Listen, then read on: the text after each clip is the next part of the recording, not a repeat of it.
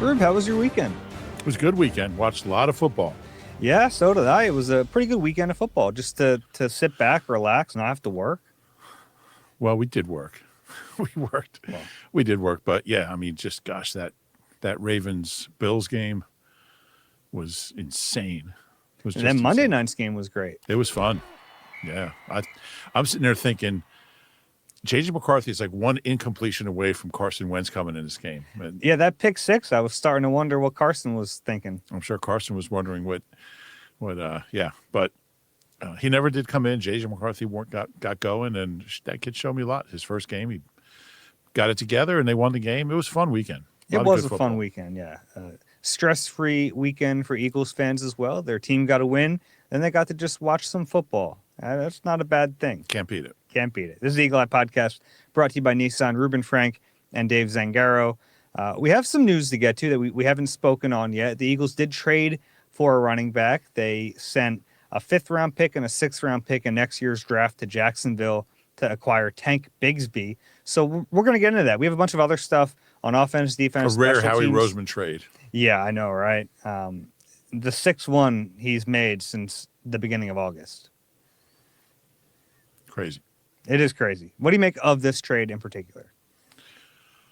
Well, it's an interesting one. He's a guy that led the Jaguars in rushing last year, 766 yards, 7 touchdowns. He's a good back. Will Shipley got hurt at some point, I guess, in the third quarter on Thursday night. A ribs injury. We don't know the severity, I don't think. Ribs, it could. So I think on the one level, he's a short-term replacement. On another level, he's a pretty good back. He's a pretty good player. He'll return kicks. He has that in his back pocket. He hasn't done a lot, but he's been pretty good at it when he's done it. He's got a career average of 28.5, I think. I don't know if it's a commentary on, on what they have, but obviously Saquon's pretty good. Yeah, I'd say so. But yeah, I'm curious to see.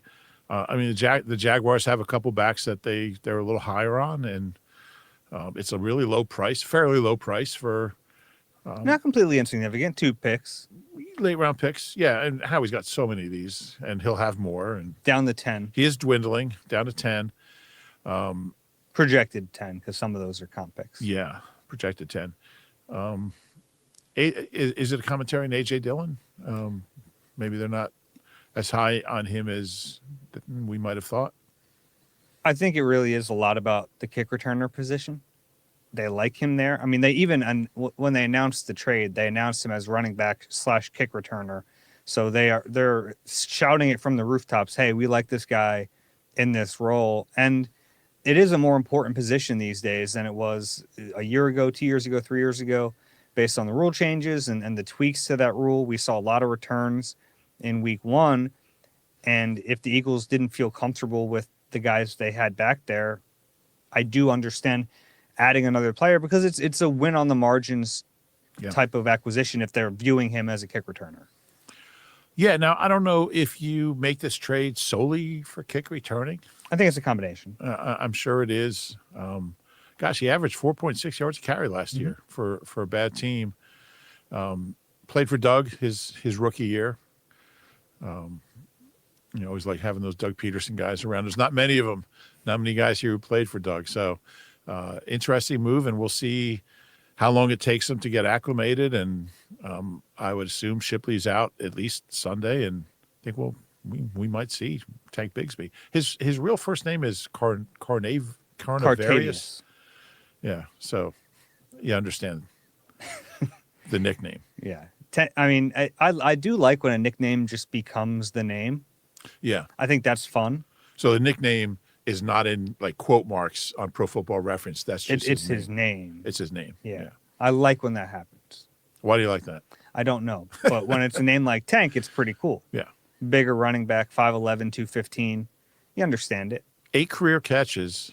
One of only 7 players in history with 200 or more carries and under 10 receptions, and the only one who's played in the last quarter century. So he's not going to be catching the ball out of the backfield, but interesting acquisition, and be interesting to see how they work him in. Yeah, obviously kick return is a big part of it. Just has 11 career kick Yeah. returns, average of 28.5. So he hasn't done a ton of it, but he's also done it in the preseason and has looked good there. So, when you're it's a fun part of the evaluation process, trying to figure out, all right, it's easy to tell what a guy has done in the league and whether or not that will translate. But you're looking at a player, maybe you're looking at his offensive tape and figuring out how it's going to translate on special teams. I think that's a fun dynamic to the evaluation process. I think about Zach Bond and how many plays at linebacker Vic Fangio looked at and projected him as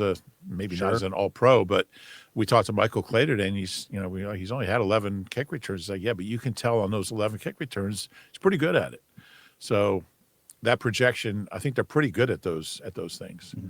So where do you think he slots in at running back, eventually assuming health, right? So maybe not right away, because obviously Will Shipley might miss a game or two, or maybe more. We don't know yet. But after that, Shipley's healthy.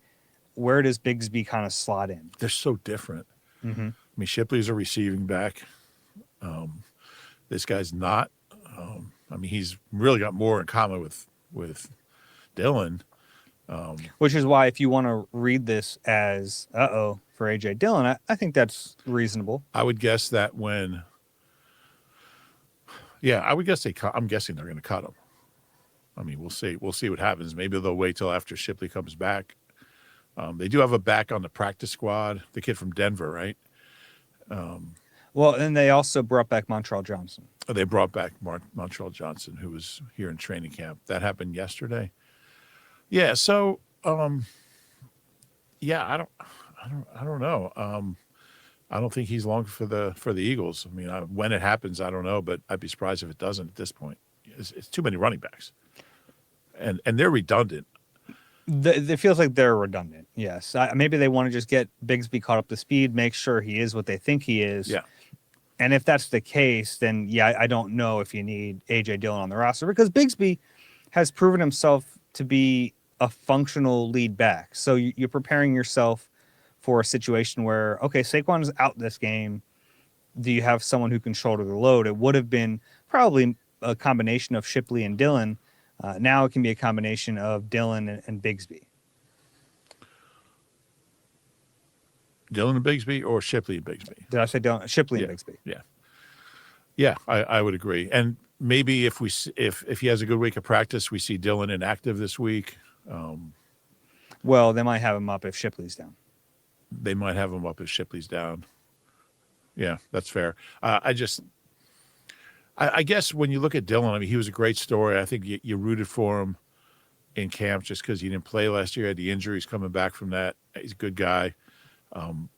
But he's not, I mean, we didn't see anything special from him during the summer, I would say. So we'll see. But you can't have both of them on your roster. I just don't know how you can do that. You don't need them. Yeah, you don't. I do agree with you that once everyone's healthy, it's a bit redundant. And we talked about, and maybe even before, maybe they use a couple call-ups on Montreal. He hasn't played, but yeah. We even talked in our final 53 projections that I had Dillon on my roster, but I didn't think it was a slam dunk. Yeah. I wouldn't have been shocked if they just went with Saquon and Will Shipley and then said, hey, we'll figure out that next spot. Yeah, and that's what they're doing. Mm-hmm. You give Howie credit, though, for turning over the bottom of this roster. Yeah, it's impressive, and it doesn't mean that everything's going to work out, but they have 6 players on the 53-man roster who were not with them to start training camp. That's 11% of their roster. Yeah, and a few of them weren't here a week ago or 2 weeks ago. Yeah. I mean, we talked about Zadarius Smith over the weekend, I guess, but Big Fred is an upgrade. Sam Howell's certainly an upgrade over what they had at that third quarterback spot. And I think this is an upgrade. And yeah, I mean, most teams, like, you get your 53 and you're content, and maybe you make a move or two, but this is why Howie stockpiles draft picks. So when there's an opportunity, he's got the picks to make the deal. And I think it also speaks to the lack of sentimentality. This can be, you can get attached to a guy because he's been with you for a summer, but if there's a better option, you owe it to yourself to make that move. And we'll see. Like some of these might not work out. I think that's realistic too. But I think a lot of teams just kind of rest on their laurels a little bit and say, well, this guy was with us. Like Kendall Lamb was with us all training camp. We'll just stick with him as our swing tackle. But Howie was like, no, this is a problem. We'll upgrade. And he did. Yeah, and I think he's gotten better at that. And I think he would admit that he let emotions dictate his moves too much for a while. He's an emotional guy. It's hard. It's hard to tell a guy who's been here for a few years that you're cutting him. So many of these guys end up coming back though, that you don't burn any bridges. I think anyone who leaves here knows that because he will bring you back. Yeah. Speaking of that, Patrick Johnson now on the 53-man roster was elevated for week 1, but now he has a full-time job on the 53. Yeah, they kind of got a glut of edge rushers. He's mainly a special teamer. Yeah. Played 12 defensive snaps in the opener. He did. Yeah, I mean, they have 7 edge rushers on their 53. That doesn't feel like it's going to be the case for very long. Yeah, let's check the roster moves right now. Yeah, it's too many. And again, you talk about redundancies. I mean, do you need Azeez Ojulari and Okoronkwo both on the roster? And we talked about that the other day. Now, maybe they just look at Patrick Johnson as a special teamer. I think Vic likes Patrick Johnson. I think he might like him a little as a defensive player. Certainly big effort guy. I know Vic values practice. So, and Patrick Johnson has been a very good practice player throughout his time in the NFL. Yeah. Yeah, some interesting moves. I think Vic's voice carries a lot of weight in that building. The Eagles on Monday brought in 7 players for tryouts, and some of the names were, notable. So Mike Hilton was the one that we heard first, a nickel cornerback, an older nickel cornerback, 5'9". That was interesting because, I don't know if it's just like they're looking for a backup nickel and he would be a better option than what they have, or if they think he's good enough that maybe he could even play and it would open the door for Cooper DeJean outside. Yeah, that's a lot of things have to happen before that can happen. They've got to want to sign him first, and then you see what kind of shape he's in. He's an older guy. Can he still run? So there's a lot of questions to be answered. So far, no moves.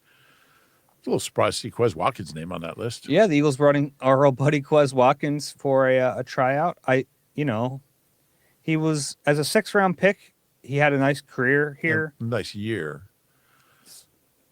He had one really nice year, and then he started dropping everything. Yeah. But, I mean, you can argue that's more of a product of him being in a position he probably shouldn't have been in. That's fair. Yeah.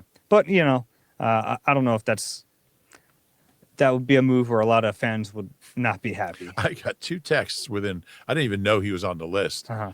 I got 2 texts. Did they sign Quez Watkins? What? There's no way. Yeah. But Isaiah Foskey already signed elsewhere, but Jamin Davis, former 1st-round pick. Yeah, boy, he was a flop.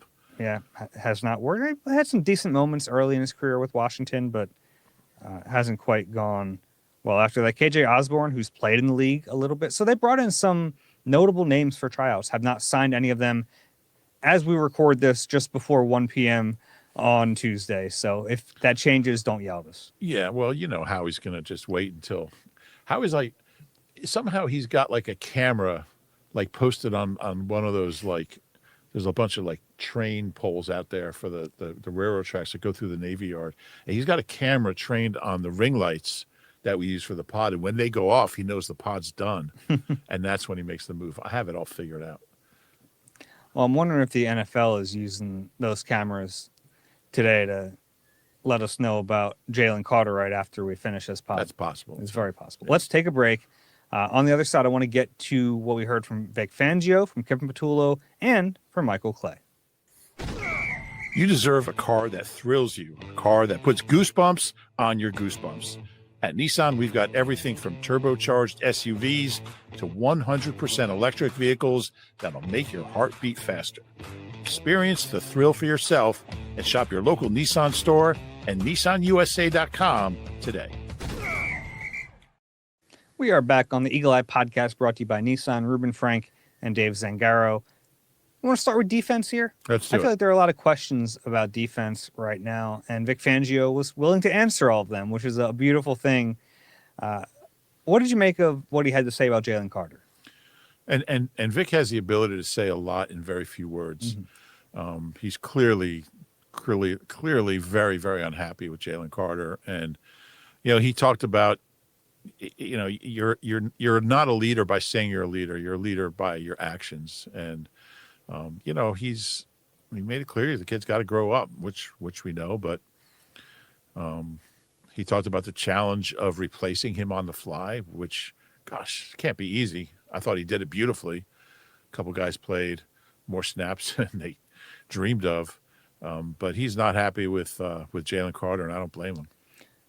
Were you surprised at all that he was asked if he gets into like talking to Jaylen, any part of the discipline? He said he kind of leaves that up to I was Nick. curious. That's why I asked that. I was curious if he said something this big, I just leave that to Nick. So, I think if it's, a couple offsides penalties, he's the one talking to him. But what Jalen Carter did, leave that to the boss. Were you surprised about that? Not really. Not really. A veteran DC like Vic's been a head coach, basically the head coach of that defense. I don't know. I was a little surprised by that. Well, I figure if there's discipline from the team, it's going to come from Nick. So I figure that's Sure. where that conversation is going to be. Yeah, but you would think, Vic needs to be linked in. Well, I'm sure he's going to speak with Jaylen. I'm sure that but I think as far as like after the game, that conversation, that's Nick's time. And during the week, I'm sure he'll talk to him. I'll put you on the spot. What do you think happens? And then we're recording this, so we might look very wrong when people actually listen to this. Yeah, I wonder how the league will look at it. Like, will they look at it like that game was his one-game suspension? I think that's the way they should. Probably. In the back of my mind, the league ends up with these stupid emphasis pitches every year, and one of their big emphasis pitches this year, I don't know what the plural of emphasis is. Emphases. Thank you. One of their big emphases this offseason was sportsmanship. Yeah. And I wonder if they're going to try to make an example of Jalen Carter. It's fair to wonder that. And so, I think there's a fair chance they won't have him for the Chiefs. I don't think that's out of the question. I don't think there'll be any internal discipline as far as maybe they don't play him the first series or something, but I think that's stupid. Look, he missed a game. I think they will do something like that if he doesn't get suspended. Yeah, maybe. I think they'll take the start away from him. They've done that before. Yeah. So there's at least a precedent there from the Eagles that's a way they will discipline. Yeah, but I don't think there'll be like a game suspension from the team. No, I understand why a team would do that, but it would really hurt them. Yeah. Look, he's missed 1/17 of the season. What he did was awful, but is it worth missing 2/17 of the season? I don't think so. But I think it's all how the league looks at it. Like, well, he dressed for that game and he was on the field for that game and he did what he did. So the suspension's for week 2. I think it's possible the league does that. I think it's wrong, but. Yeah, and you would think it needs to happen soon because if it is a suspension, they have to have time to appeal it. Yeah, and I would think, and even Vic said, I think we'd hear something soon. So I think by the end of the day. You would hope so. You go practice Wednesday. We're doing our part by right. recording this podcast in the afternoon. Yeah. So either he got suspended or he didn't. There you have it. Yeah, just pretend like we said the news and it was right. We've reacted both ways already. All we can do is lay out the case. We've covered our bases. bases. Exactly. I asked Vic about Jordan Davis and if that conditioning paid off, and he went farther than I expected him to. He said he doesn't think Jordan Davis would have been able to play that number of snaps last year. Yeah.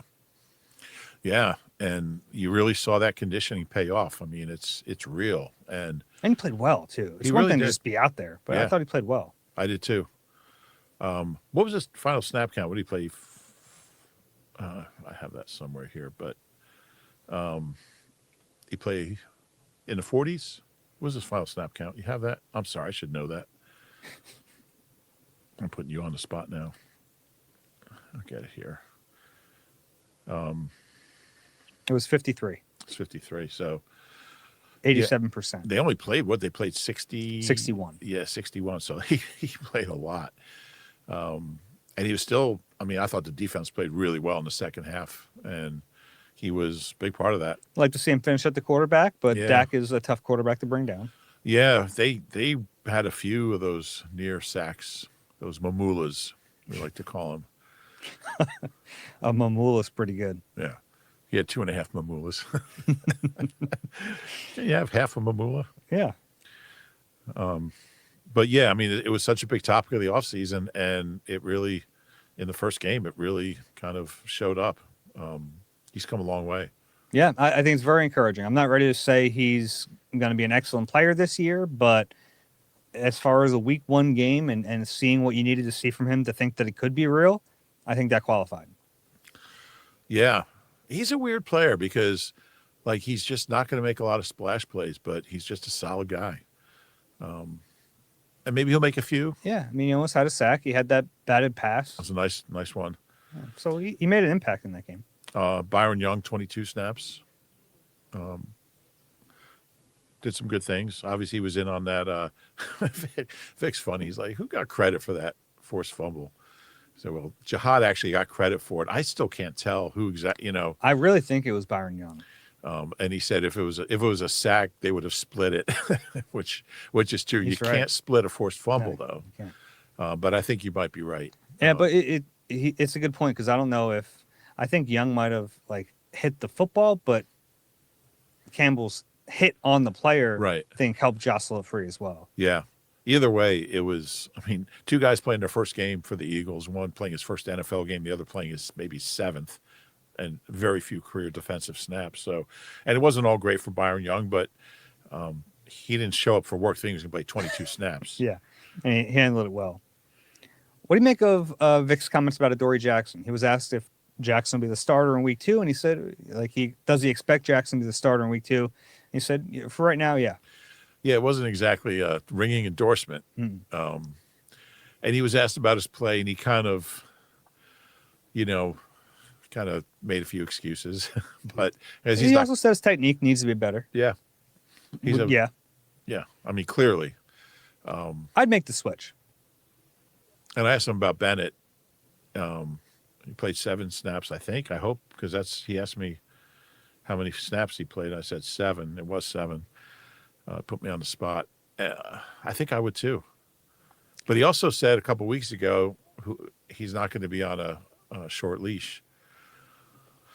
And I understand that. And like Vic saying he's going to give a long leash. And this was before we knew, but we didn't know. Right. They hadn't announced that it was going to be Adoree Jackson. He said that, that player would have a long leash because it's a tough position to play.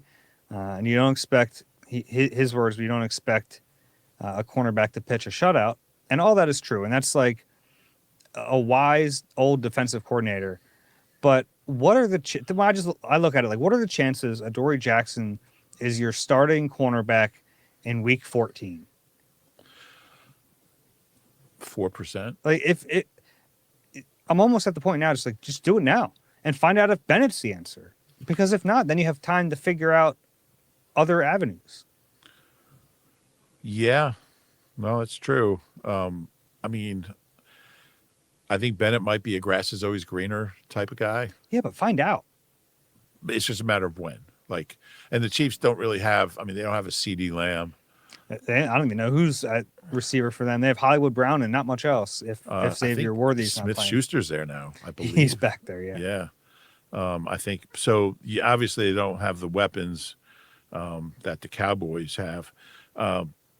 One of Vic's points about Adoree was, he did some good things, and just think what his numbers would have been if CD didn't drop 3 passes. Mm-hmm. I don't remember if he was on him for all 3.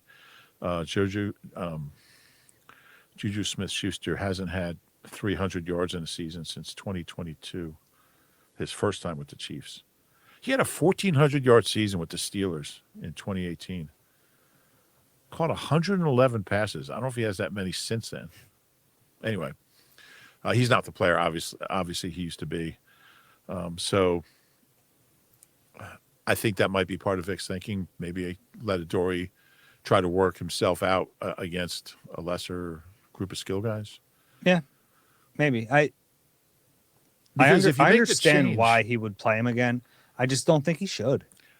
If you make the change, you kind of like, you can't go back. I mean, you can go back, but you don't want to be in a back and forth type thing. Maybe you lose the player. How does he react? If Jacory Bennett's bad against the Chiefs, yeah, I don't know.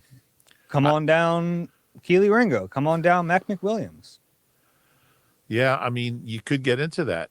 Come on down, Eli Ricks. I mean, but I said, I think on the last podcast I talked about Isaiah Rodgers. Saw him get trampled by DeAndre Swift last night. I'm like, how many former Eagles were in that game? A lot. You had Hargrave, DeAndre Swift, Zacchaeus. Can I tell the people what you texted me last night? I don't remember what it was, but sure. Okay. You're like, I'm not sure building your offense around Olamide Zacchaeus and DeAndre Swift is the way to go. Yeah. Yeah, I think that's fair. But Well, Swift has played pretty well. yeah, not last year, but Zacchaeus did okay was he with Washington last year? But yeah, they're not elite players. But yeah, I think I might give Adoree' one more week. Okay. I think that's what he'll do. And I understand like the level-headedness of that approach. If it were me, I'd pull it. I get it. Yeah, I get it. Because it's not like he's going to get better. Is he going to get better? He's 29 in year 9. Maybe Well, I'm wrong. Maybe he'll settle down. And if you want to say it's unfair to him, I get that because he's got a tough assignment. He's on CeeDee Lamb, no Jalen Carter, so they're not getting pressure. Now, you put him out there against lesser competition. You have Jalen Carter. Like all of a sudden, it's very different, and I get that. And that's probably the fair way to do it. But I think I've seen enough. Yeah. Yeah. Then you have Puka Nacua a week later. I guess he's seen mostly in a slot these days. Yeah, so we'll see. We'll see. It's interesting. It's going to be, we probably won't know till Sunday. I think, knowing Vic, I think he'll start Adoree' and maybe have a short leash Sunday. I could see that. Yeah. Kevin Patullo, what stood out to you talking to the Eagles offensive coordinator? He was honest. It's crazy. He was. He answered questions. I was really interested. Actually, I think it was his last answer. He talked about how he didn't have 15 play script. He didn't have a script for the first series. He said, I wanted to see what they were going to do. And it makes sense. Like this, and it is funny because like we were kind of working under the thought that that was their script and it was working, but it wasn't. Well, it was working. It just wasn't. But it wasn't the script. Yeah, I thought the offense looked really good early on. I think that the hour-long weather thing kind of really killed him. But, yeah, he said, look, you got a new staff over there. We didn't know exactly what they were going to do, so let's see what they're going to do, and we'll draw up what we think is going to work against it. And makes sense. There's a lot of offensive coordinators who wouldn't have shared that with us. So I thought that was really interesting. Yeah, and I know that, sometimes it's even baked into the script is to have plays that kind of force the defense to show their hand a little bit, and then you work off of that. So even if there wasn't a script, I'm sure there are plays that he kind of has in his back pocket that will force the defense to at least show what they're going to do. Yeah. And then you work off of that the rest of the game. Yeah. And looking back, I think he did a really credible job for his first game as a play caller. I'm with you that I thought he got a little too conservative, but I understand why he kind of did that. When you look at the way the defense was playing, field position, just kind of wanted to make it but you can't sit on the lead like that. I looked up. I think I told you this. I looked up the last time the Eagles had one completed pass of 10 yards in a game. Yeah. It was a game in 2003. Remember how bad the offense was in 2003? It was a 25-yard pass to L.J. Smith. I think it was a game against the Giants that they won like 17-14.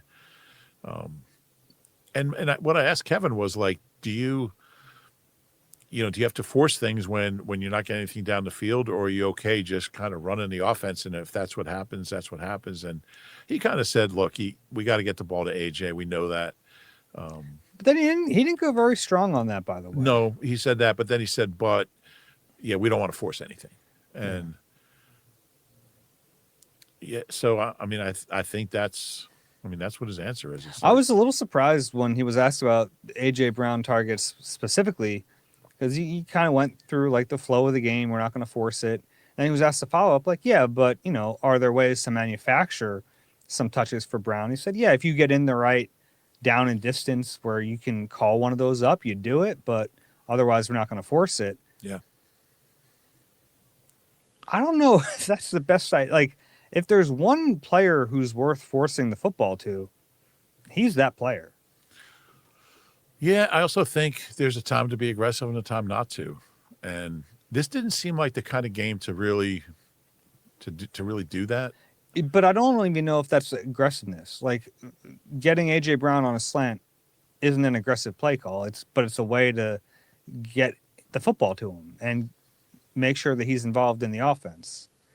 Or like running the bubble screen to him. It's not an aggressive play, but like you know what I mean? Like, I was a little surprised he didn't go stronger on the need to get AJ Brown the ball, because Nick has. I mean, Nick has talked about, we have to get the ball to AJ Brown, and I thought Patullo's attitude about it was more like, well, that's what happened. Yeah, that's interesting. I guarantee you the first play Sunday. Yeah, I mean, we've seen that, right? The overcorrect is always strong with this regime. A guy doesn't get the ball, he's going to get the ball that next game. Yeah.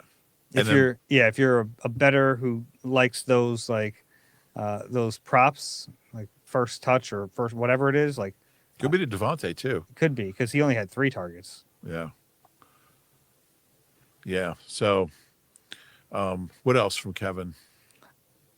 I like the way he explained Jalen Hurts' field vision when he becomes a runner. That was really good. And it ties in with, he was asked about him not taking big hits.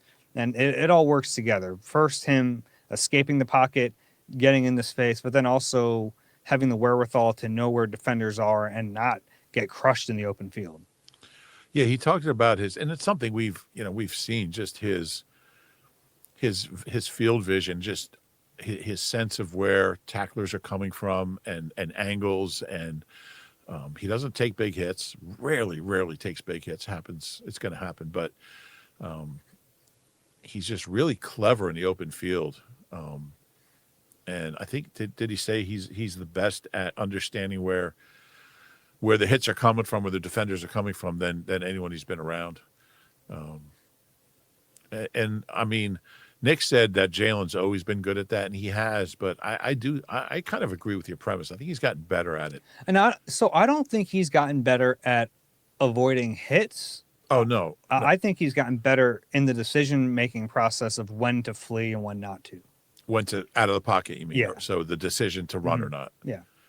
Early in his career, there were moments where at the first sign of trouble, his eyes are down and he's taking off. Yeah.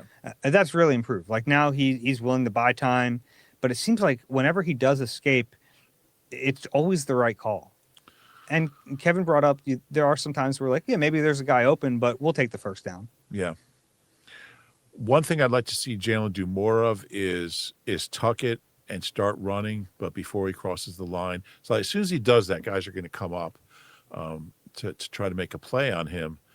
But that means somebody's open. And I'd still like to see him look down the field before he crosses the line of scrimmage with the ball in his hands when it looks like he's running. And I think he can make some big plays doing that. Do you remember that Jameis Winston play where he rolls left, he rolls out of the pocket, and he's like pump faking the whole way down, but now he's like 5 yards past the line of scrimmage, still pump faking? That's what Mahomes does, and people fall for it. Like he'll pump fake like 10 yards past the line of scrimmage, and guys will buy it. He's really good at that. Yeah, the Jameis one's very funny though. Yeah. If you haven't seen that clip, go find it. But I think it was one thing that Donovan was really good at was early in his career when he was still fast, was just making it look like he was running and then drawing defenders up and then just lobbing it to an open guy. Yeah, there's an art in that. Yeah.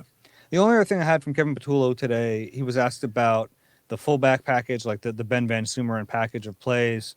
And we saw Kylan Granson fill in a little bit. He said Kylan Granson's one guy that can do it. And he also mentioned Cameron Latu, who's a practice squad tight end, who they kept around, who I didn't think really did much to distinguish himself during training camp. But if this is part of his skill set, and if Kylan Granson isn't good at it, that's on my radar for the rest of the season. And Latu's, I mean, he's got more, I mean, he's like 6'5", 250. Bigger. So he's certainly stouter than Granson. That would make sense. Mm-hmm. Did that kind of catch your attention a little bit? Yeah, oh, sure. Mm-hmm. Because it's the first time we've ever heard anyone mention Cameron Latu. But he's an Alabama guy. Yeah. And he was another one of those 49ers third-round picks. One of them's eventually going to pay off, right?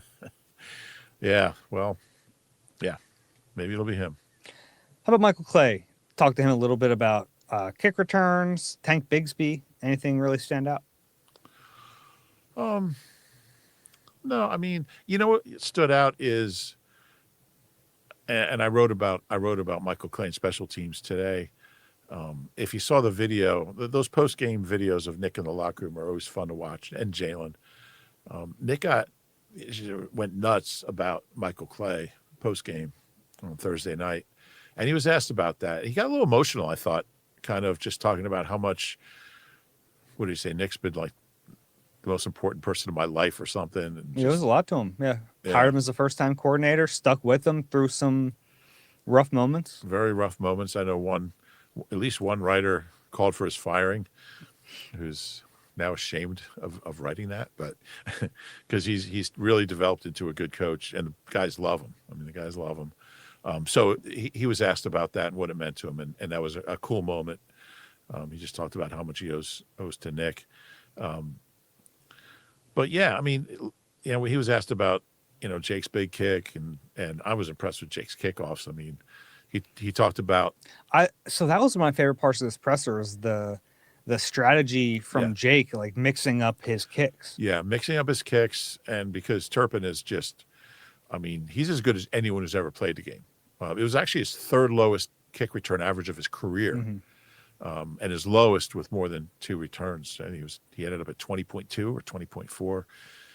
The guy's got a 33.8 career average going in, which is crazy. But yeah, Jake mixed up his kicks, tried to make him go side to side, and you have to like balance. Like, I mean, maybe you think you're better off just kicking it out of the end zone, give him the ball at the 35, but they were proactive about it, and they covered really well. I think Trot, Mechie.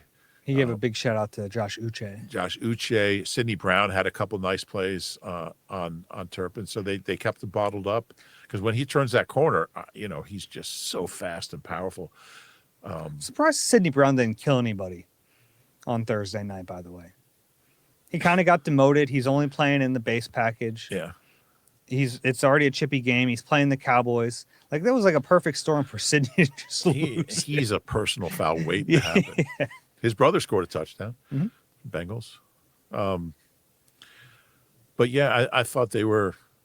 I mean, every phase, like the return phase, they didn't do much. They didn't really have any opportunities. But kick coverage, punt.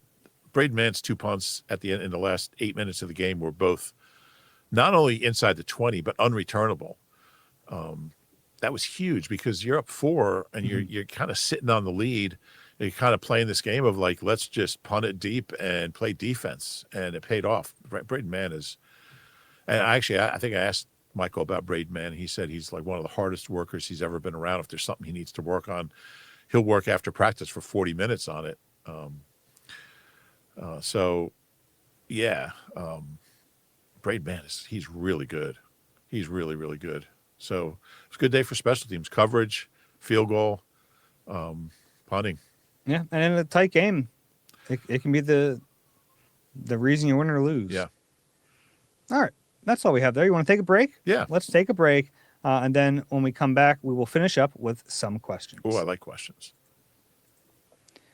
Eagles fans, be a part of the Birds Takeover in Kansas City with NBC Sports Philadelphia and Philly Sports Trips with the ultimate tailgate experience. Enjoy all-inclusive food and drinks, live music, and a special appearance by Hollis Thomas. For ticket information, head to phillysportstrips.com. All right, Rube, we are back on the Eagle Eye podcast. Let's get to the emails. Eagle-Eye at NBCUni.com. QR code is on the screen. First one is from Tom.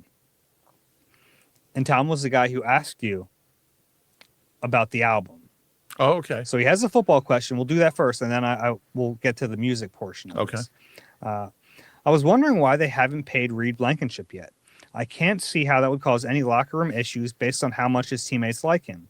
Is it possible they're looking at Sidney Brown and Drew Makuba as the future starters? I hope not, as down here in Tennessee, Reed is very, very liked. Yeah, we just talked about that a couple of weeks ago. I'm a little surprised. I think they like him. There could be a financial reason that he wants more than they've offered. It could be that simple. And Reed just recently switched agencies. So that was out there. So I don't know. When that happened, everyone's like wondering, is the deal imminent? And it hasn't happened yet, but something to keep an eye on. When a guy changes agents, and I did not know that means there's an issue there with a contract. Mm-hmm. I mean, it's the only reason to do it. That's all they do. So hopefully that works out for him. Yeah, we'll see we'll monitor that a little bit. And the music part.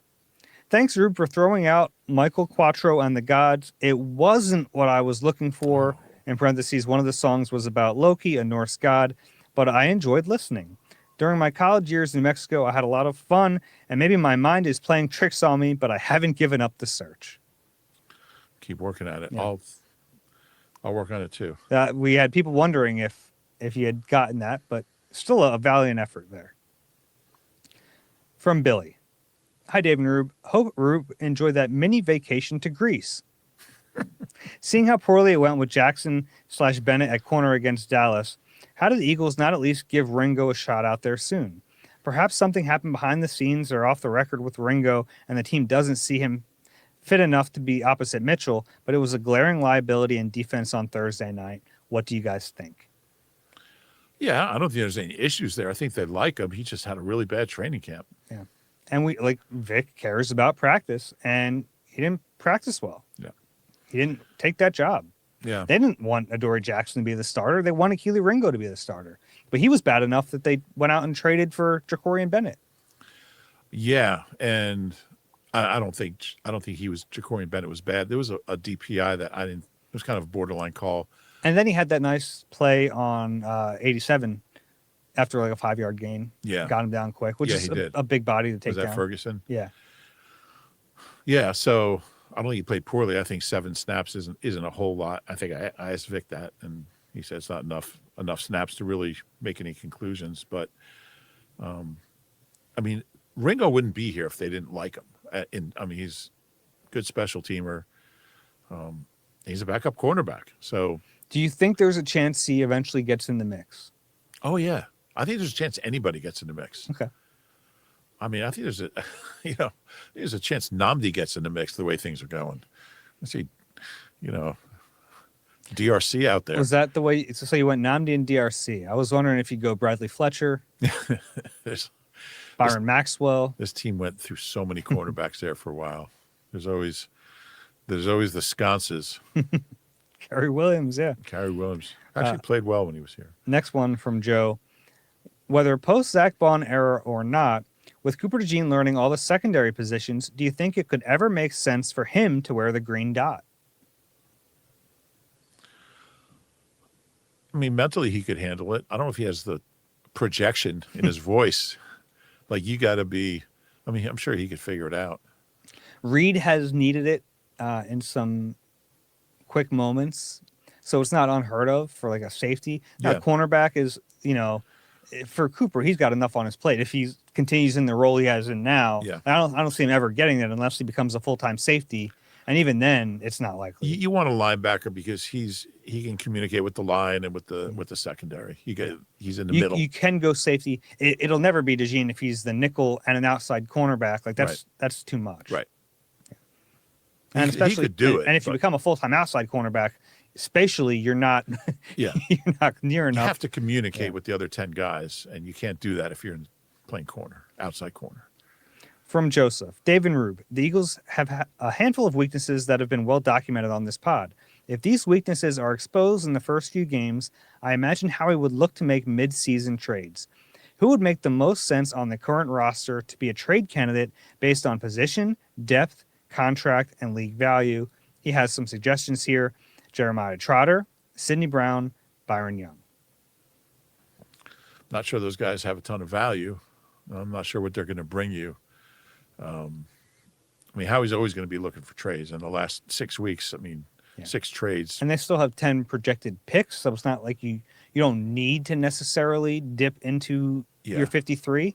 You can. Yeah. I mean, if it sweetens the deal to have a Jeremiah Trotter who's buried on the depth chart, sure. Maybe Zadarius Smith. Ship him if he plays well Sunday. It wouldn't shock me. No, there's not a lot of. I mean, it's such a young team and a lot of guys who are just getting better. You don't want to trade young guys who have potential and have a high ceiling, and that's the guys who have value are pretty much that. So it's hard to see them trading a player. Byron Young doesn't have value. I mean, he played like 50 snaps in his career. It has more value to you to continue to develop him. Yeah. Trotter's the one guy I think would actually make some sense. Yeah, I mean, he's a good special teamer. And I like the way he played linebacker in camp. I don't know how much value he has, but I don't know if he'll ever be, just because of his stature, I don't know if he'll ever be like a linebacker teams are coveting. Yeah, maybe not. But he gets everything out of his potential that he can. Next one's from Mark is about another trade. My question is about Zach Bond. You guys have talked about what we do when Nakobe comes back and if he would have any trade value. You've also talked about the possibility of trading Trotter. Let's say Nakobe comes back and looks great, and Campbell looks great. We know Trotter and Mondon had great summers. Meanwhile, Howie is getting ready to pay Jalen Carter, Nolan Smith, Quinyon Mitchell, and Cooper DeJean. Any chance we deal Zach Bond while he's at the peak of his trade value and roll with the young linebackers if they're all so promising? No. I like the outside the box thinking, but I don't. They're not going to trade Zach Bond. They just paid him. And he's still young. Like, he's older compared to the other guys on that team, but he also hasn't played a lot of football. Yeah. So with him, it's like the opposite of dog years. Like, I don't know if all of his years accrued really account for the wear and tear that you would expect a linebacker to have on their body. Yeah, he's 28, and physically he's probably 26. Yeah. Do you agree with that, like, part of the assessment? Absolutely. Okay. Yeah. I mean, if he had played, as many snaps as he did last year for the first, I guess 5 years of his career, 4 years of his career. He's in his 6th year now. If he had played that many snaps all those years, then maybe you look at it differently. Probably not, but yeah. First team All-Pro, in his first year at that position, you're not trading him. And, like, I think the special thing about it is him and Jahad Campbell on the field together is just, it's different. There are other good duos of linebackers in the NFL. We saw one in Green Bay the other night, but I don't know if that defense. I don't know if they're fun to watch. I don't know if there are 2 linebackers in the league who can cover as much ground as these 2. Yeah, and they're both still new at it. Michael, hey Dave and Rube, just a curiosity question about Big Dom. And I know he's listed as head of security for the Eagles. I'm just curious how far his voice goes within the organization. I've heard it mentioned before that he did background checks on Jalen Carter before the Eagles selected him. So does Howie actually consult Dom when evaluating draft picks? Is this a normal situation, or are the Eagles atypical among NFL teams with Big Dom's role? Yeah, Howie thinks the world of Dom. I mean, every year at the draft, when we ask Howie a character type question about a player, say, well, Dom looked into that really deep. He talks to his high school teammates and his teachers, and he he's a big part of the scouting department. He really He is in that role. That's not lip service. No, it's not. And Howie really values his opinion. I mean, Howie said like he's one of the most important people in the organization, and it's probably true. I totally agree with that. Yeah. Yeah. And is it atypical? Probably to that extent.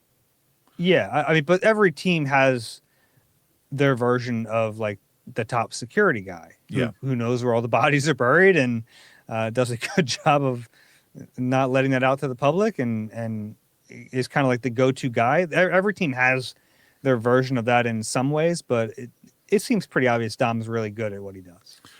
Yeah. You know, it's interesting. Like, they could easily take the security part off his title, but I think he kind of likes, I mean. Well, he still does that, though. Yeah, he does. Like, he's in charge of that. We see it at games. We see it at practice, at, like, any event. Like, he is, there's a reason he's there, and he's it's fun to watch him, actually, sometimes. Because now it's like everyone wants a photo with him. It's crazy. But if you watch him, he's scanning. He's always, like, kind of aware of what's going on. Yeah, it's really funny. Like, you'll see like Dom and like Saquon walking over, and like there's as many people that want Dom's autograph. I mean, it's hilarious, and he's really good at what he does. Next one is from Joshua. Hey, Dave and Rube, why was Ty Robinson a healthy scratch for the game on Thursday? Also, what do you think about Bennett's performance during the game? Thanks as always. We talked about Ja'Cory Bennett a little bit. Probably not enough to see. Saw some good things, but I'd like to see more. Seymour? He'd be an upgrade.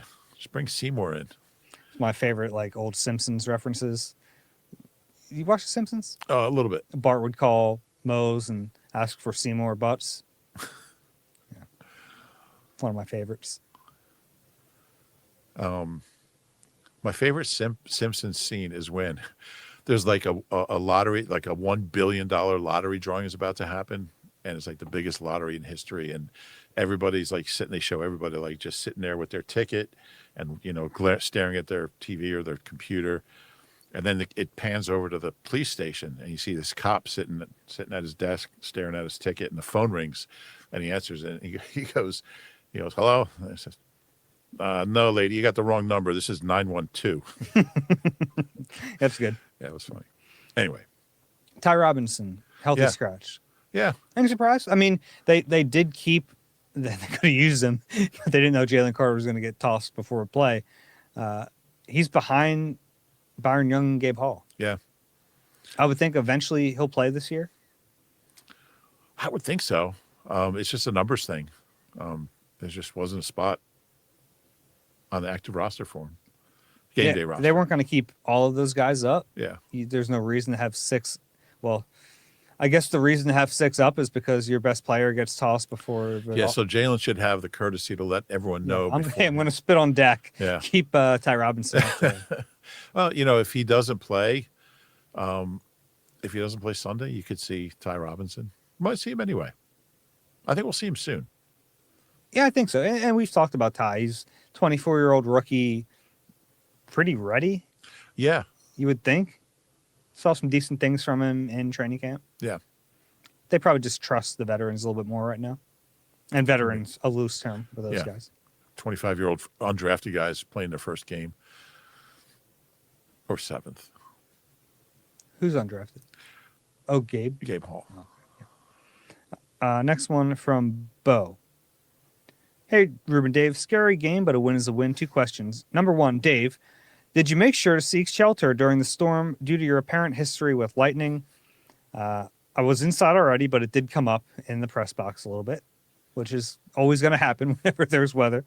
Or whenever you go to East Rutherford. Yeah. 2, Quinion is no doubt an elite defender and lockdown corner, but is it possible that his hands just aren't that great?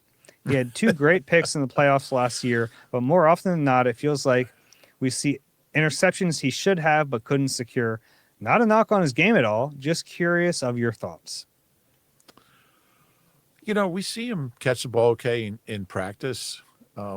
He has dropped a lot of them. I think the one on the sideline on Thursday night, it would have been it was a tricky play because I think the ball was deflected and he probably should have had it. He's got to make that play. Probably should make that play. Yeah. Still doesn't have a regular season pick. Yeah, it's the old adage, right? Like it's why they play corner and not receiver. Yeah.